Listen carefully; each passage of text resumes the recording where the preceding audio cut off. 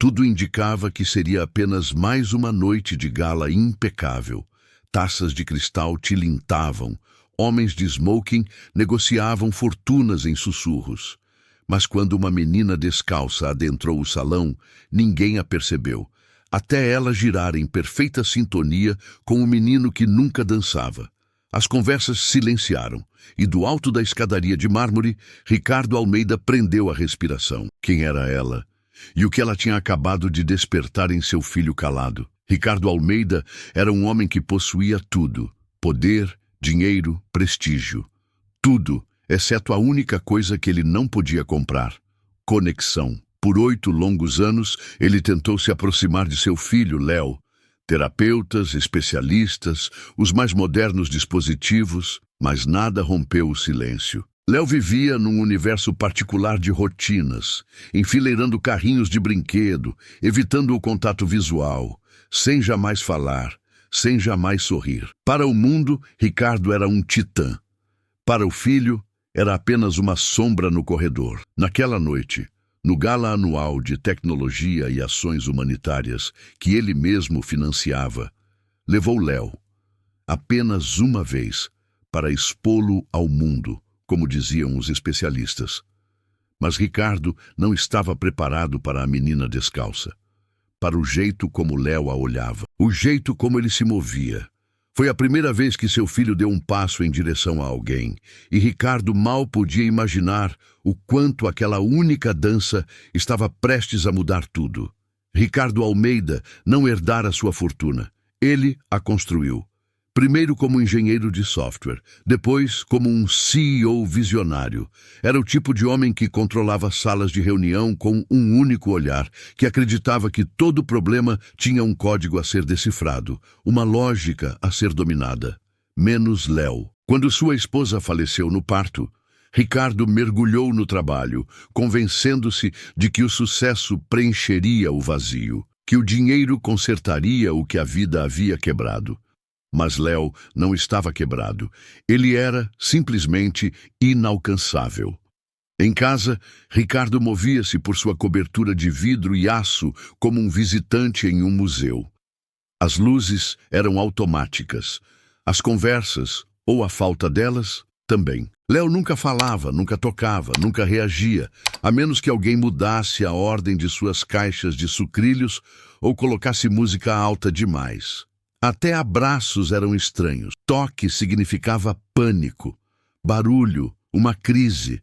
Babás vinham e iam. Especialistas faziam anotações. Um deles chegou a dizer: Senhor Almeida, algumas crianças simplesmente ficam em seu próprio mundo. Mas isso não era o bastante. Ricardo detestava essa resposta. Detestava a impotência. Ele continuou insistindo. Criou a Iniciativa Almeida, uma fundação de inteligência artificial para a neurodiversidade. Doou milhões para pesquisas, escolas e campanhas de conscientização, mas, em particular, não conseguia sequer olhar o filho nos olhos. A rotina deles era sagrada. Léo comia o mesmo jantar no mesmo horário. Sentava-se à janela com seus fones de ouvido. Depois, desenhava círculos calmos em seu bloco antes de dormir. Sem palavras, sem sorrisos, apenas silêncio. Até o baile de gala. Ricardo nunca tinha levado Léo a um evento público antes, mas o psicólogo infantil insistiu que poderia ser terapêutico.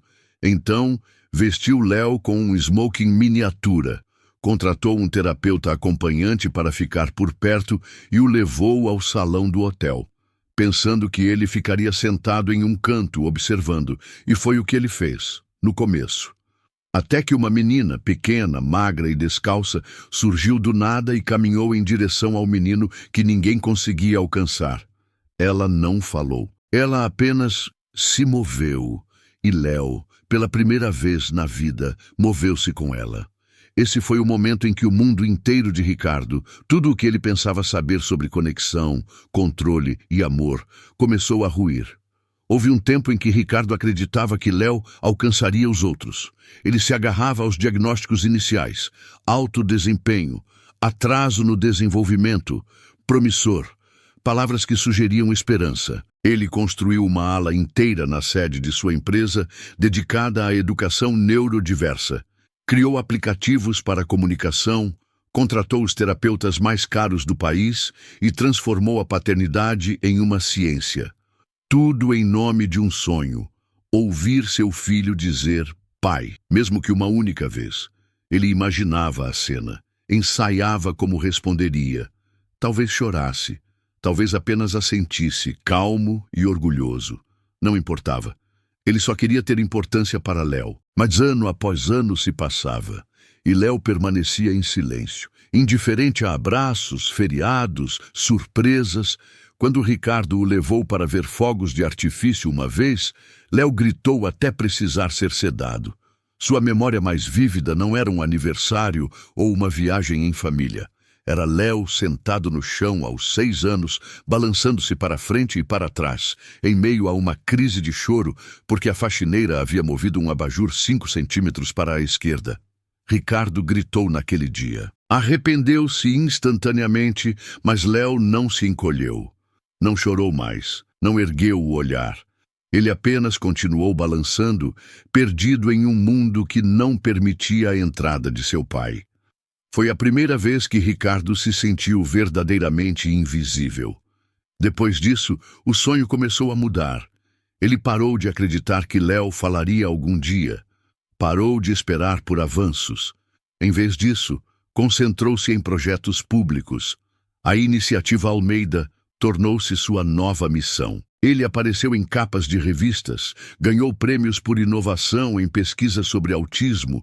Nos bailes de gala, falava em construir pontes entre mundos, em criar acesso, em desbloquear potencial. Mas em casa, não conseguia nem que Léo se sentasse ao seu lado. Naquela noite no baile, ele não esperava um milagre, esperava o protocolo. Léo ficaria perto das saídas, com fones de ouvido com cancelamento de ruído, desenhando seus círculos familiares. E Ricardo apertaria mãos, posaria para fotos, depois desapareceria antes da sobremesa. Mas então, um vulto em movimento. Uma menina, suja, descalça, talvez com 9 anos, passou sorrateiramente pela segurança e vagou perto do fosso da orquestra. Ninguém notou. Ela não roubou nada. Não estava pedindo esmola. Apenas ficou ali, de olhos fechados, ouvindo a música.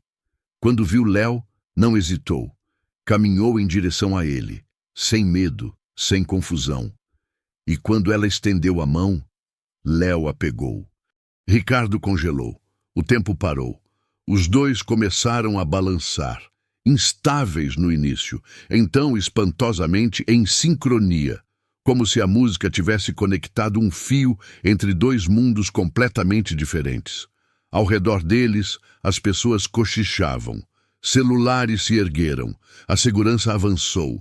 Ricardo estava no topo da escadaria, o coração martelando. Seu filho estava dançando, não se autoestimulando, não se encolhendo, dançando com uma estranha, uma menina que não deveria estar ali. E pela primeira vez na vida, Ricardo não tinha ideia do que fazer.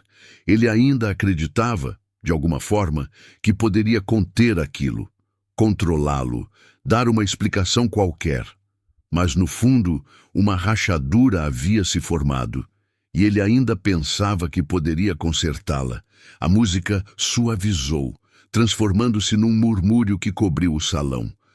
Todos os olhares se voltaram para o centro, onde Léo e a menina se moviam como se fossem as únicas 2 pessoas vivas. Ricardo permaneceu congelado no topo da escadaria, a mão agarrada ao corrimão.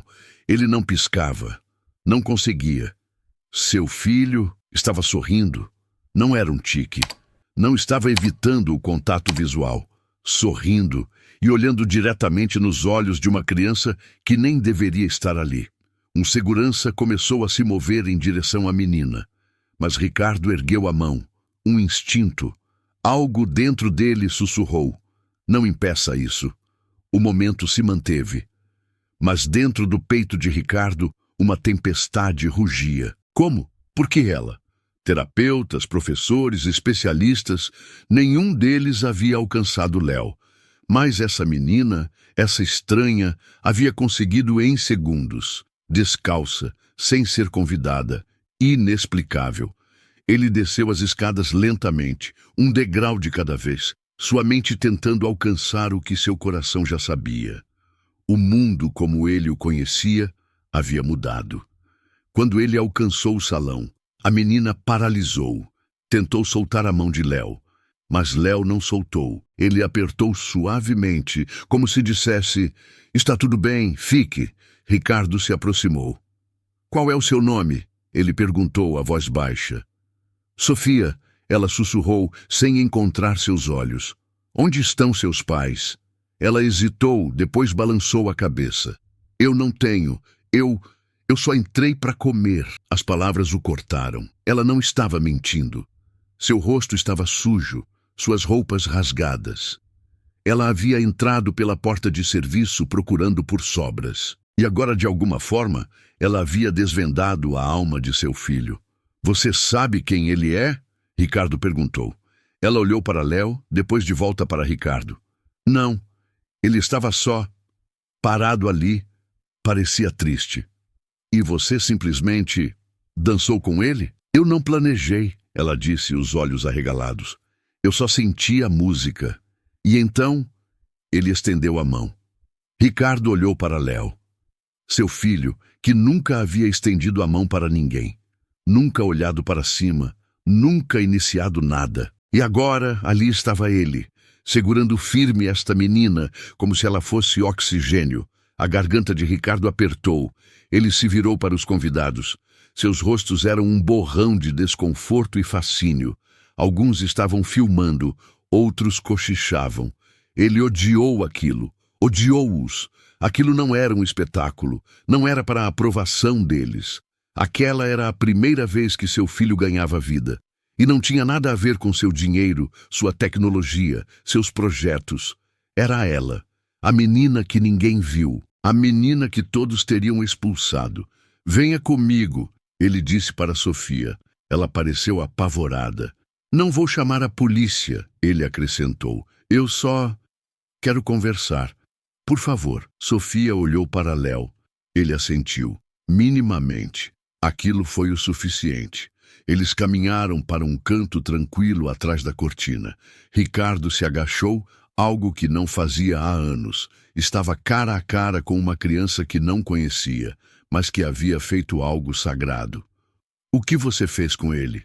ele perguntou. Ela se encolheu. "Não, quero dizer, como você o alcançou?" Ela deu de ombros. "Eu não fiz nada. Apenas dancei." Aquilo o quebrou.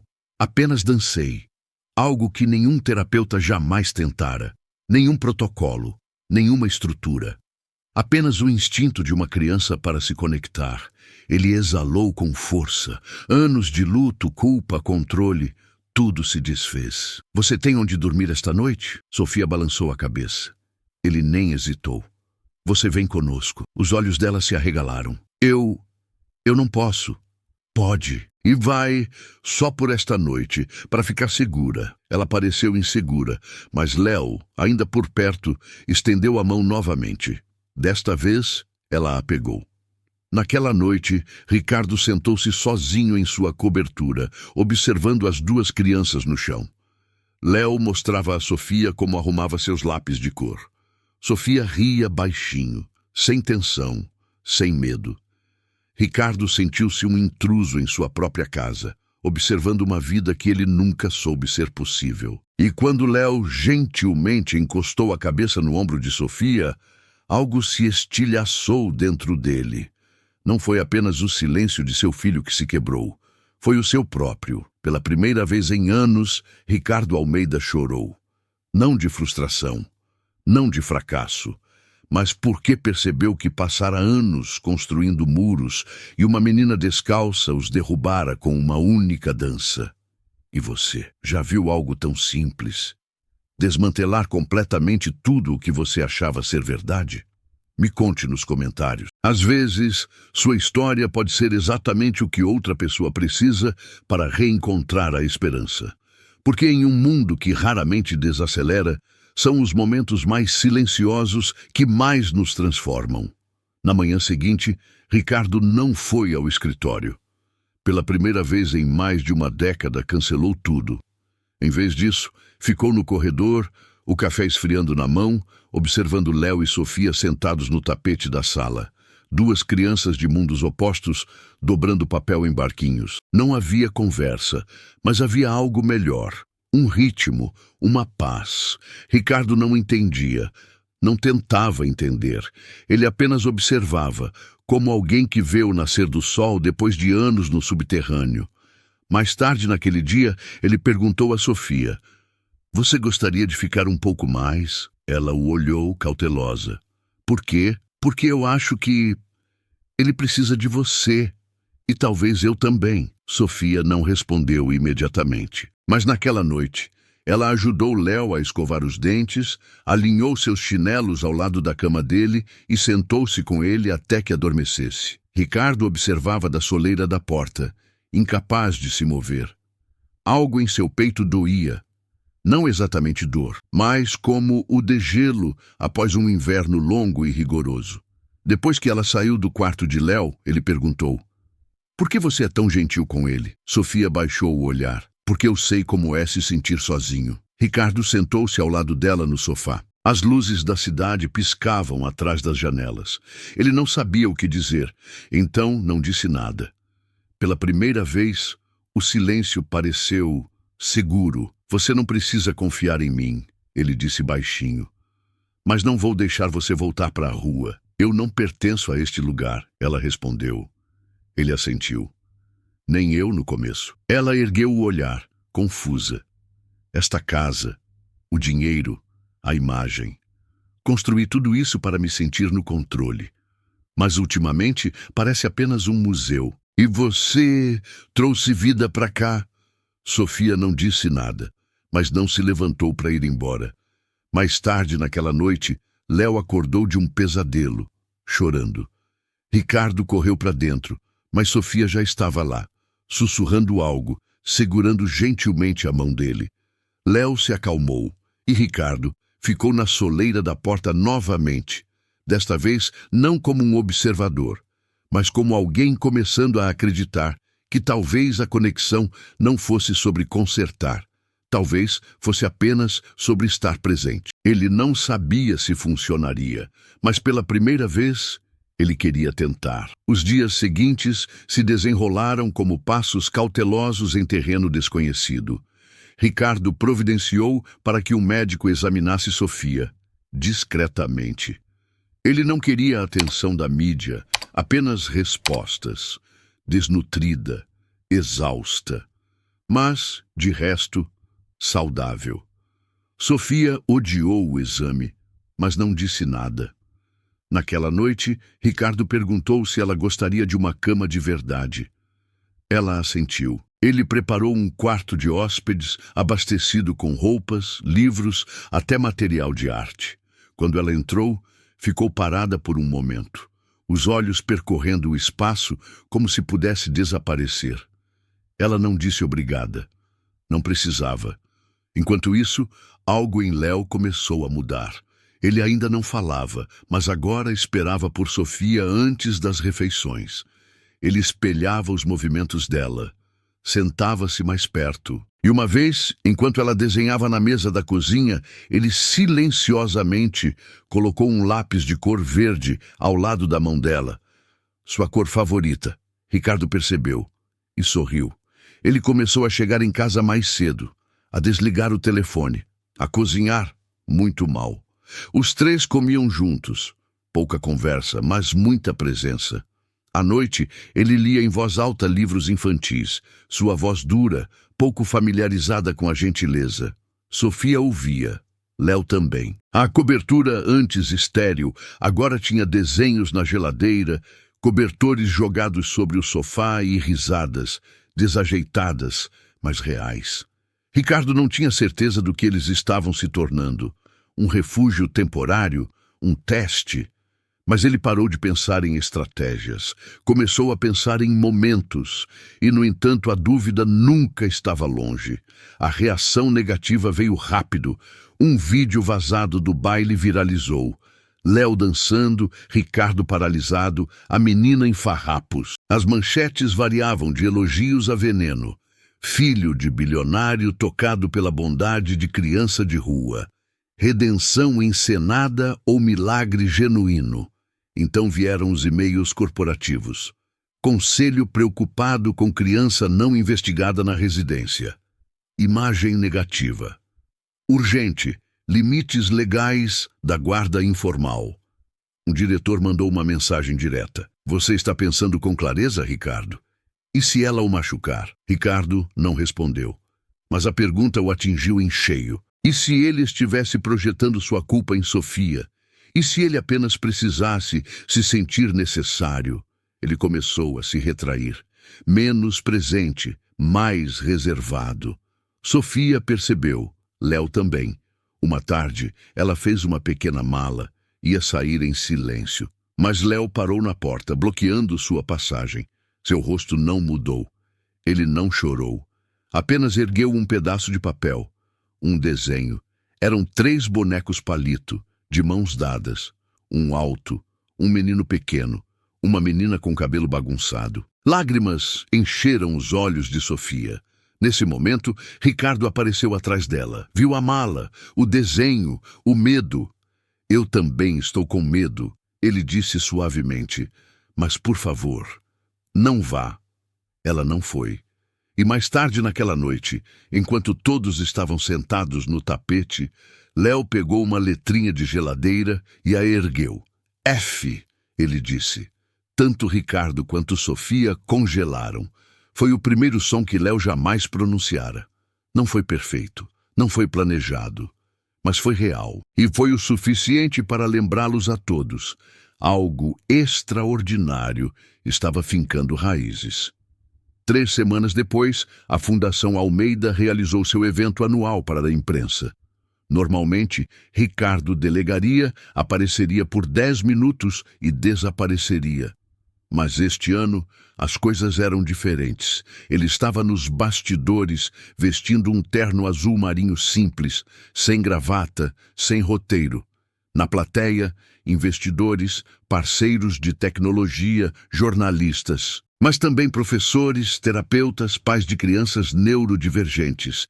E na primeira fila, Léo, sentado ao lado de Sofia, ambos vestidos em tons terrosos suaves, sem ostentação, sem espetáculo, apenas família. O apresentador introduziu Ricardo com aplausos ensaiados. Ele subiu ao palco, pegou o microfone, então parou. Eu escrevi discursos durante a maior parte da minha vida, ele começou. Hoje, não escrevi nenhum. Vou apenas falar como pai. A sala ficou em silêncio. Por 8 anos, meu filho nunca falou uma palavra. Nunca dançou. Nunca sorriu. Eu me culpei. Tentei consertar consciência, estratégia, dinheiro. Ele olhou para Léo, que o olhou de volta, calmo e presente. E então, uma noite, alguém entrou em nossas vidas. Alguém pequeno, quieto, não convidado. E ela não tentou consertá-lo. Ela apenas dançou. Murmúrios percorreram a audiência. Ela não tinha sobrenome quando entrou em nossa casa. Agora tem. Sofia Lane Almeida. As pessoas congelaram. Ela mudou a vida do meu filho. E a minha, não através de programas ou políticas, mas através da presença. Vendo alguém que os outros ignoram, ele se virou para o lado do palco. Sofia, você viria aqui, por favor? Ela hesitou. Mas Léo tocou suavemente sua mão, e ela se levantou. Enquanto ela entrava no centro das atenções, as pessoas a viram de forma diferente.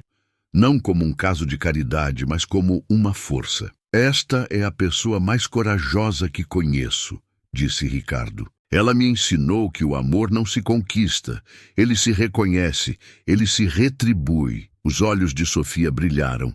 Ricardo se ajoelhou, olhou para ela.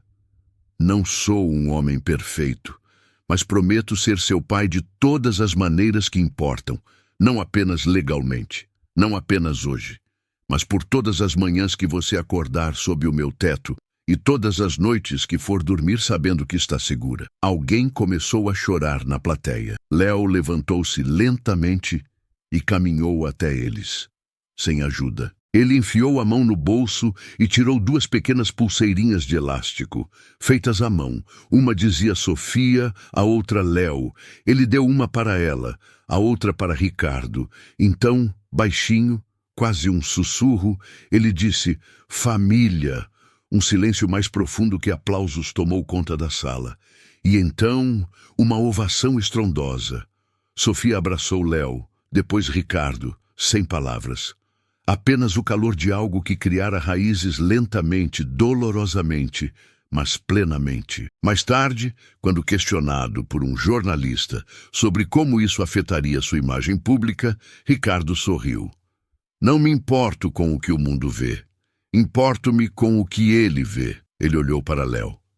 E o que ela sente. Naquela noite de volta em casa, Léo dançou novamente. Sem música, sem plateia. Apenas alegria. Sofia se juntou a ele. E Ricardo observou. Desta vez não à distância, mas do coração de algo que antes pensara que nunca entenderia. Amor incondicional. Meses se passaram. O frenesi da mídia diminuiu. As manchetes seguiram em frente, mas dentro da casa dos Almeida tudo havia mudado.